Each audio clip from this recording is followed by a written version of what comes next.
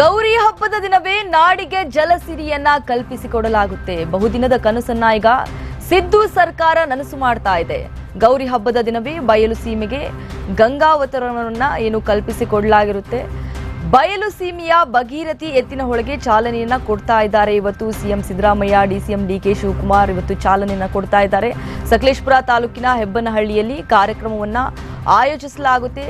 ಜಲಸಂಪನ್ಮೂಲ ಸಚಿವರಾದಂತಹ DCM DK Shivakumar ಅವರು ಈ ಕಾರ್ಯಕ್ರಮದಲ್ಲಿ ಸಾಥನ್ನ ಕೊಡ್ತಾ ಇದ್ದಾರೆ. ಸುಮಾರು ಮಧ್ಯಾಹ್ನ 12 ಗಂಟೆಗೆ ಎತ್ತಿನಹೊಳೆ ಯೋಜನೆ ಉದ್ಘಾಟನೆಯಾಗುತ್ತೆ. ಪಶ್ಚಿಮ ಘಟ್ಟ ಭಾಗದಿಂದ ಬಯಲು ಸೀಮೆ 7 ಜಿಲ್ಲೆಗಳಿಗೆ ನೀರನ್ನ ಕಲ್ಪಿಸಿಕೊಡಲಾಗುತ್ತೆ. 527 ಕೆರೆಗಳಿಗೆ ನೀರು ತುಂಬಿಸುವ ಮಹತ್ವಾಕಾಂಕ್ಷಿ ಯೋಜನೆಯನ್ನ ಈಗಾಗಲೇ ಸಿದ್ದು ಸರ್ಕಾರ ಬಹುದಿನದ ಕನಸನ್ನ ನನಸು ಮಾಡ್ತಾ ಇರುವಂತದ್ದು. ಇವತ್ತು ಗೌರಿ ಹಬ್ಬ ಆ ದಿನದಂದೇ ಇವತ್ತು ನಾಡಿಗೆ ಜಲಸಿರಿಯನ್ನ ಕಲ್ಪಿಸಿಕೊಡಲಾಗ್ತಾ ಇದೆ. ಗೌರಿ ಹಬ್ಬದ ದಿನವೇ ಬಯಲು ಸೀಮೆಗೆ ಗಂಗಾವತರಣವನ್ನ ಕೊಡಿಸಲಾಗ್ತಾ ಇರುವಂತದ್ದು. ಬಯಲು ಸೀಮೆಯ ಭಗೀರಥಿ ಎತ್ತಿನಹೊಳೆಗೆ ಇವತ್ತು ಚಾಲನೆಯನ್ನ ಕೊಡ್ತಾ ಇದ್ದಾರೆ ಡಿಸಿಎಂ ಡಿಕೆ ಶಿವಕುಮಾರ್.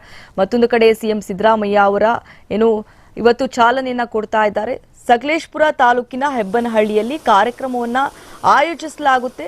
ಜಲಸಂಪನ್ಮೂಲ ಸಚಿವರಾದಂತಹ ಡಿಸಿಎಂ ಡಿಕೆ ಶಿವಕುಮಾರ್ ಆ ಕಾರ್ಯಕ್ರಮದಲ್ಲಿ ಸಾಥನ್ನ ಕೊಡ್ತಾ ಇದ್ದಾರೆ. ಸುಮಾರು 12 ಗಂಟೆಗೆ ಈ ಕಾರ್ಯಕ್ರಮವನ್ನ ನಡೆಯುತ್ತೆ. ಎತ್ತಿನಹಳ್ಳಿ ಯೋಜನೆಗೆ ಉದ್ಘಾಟನೆಯನ್ನ ಮಾಡಲಿದ್ದಾರೆ. ಇವತ್ತು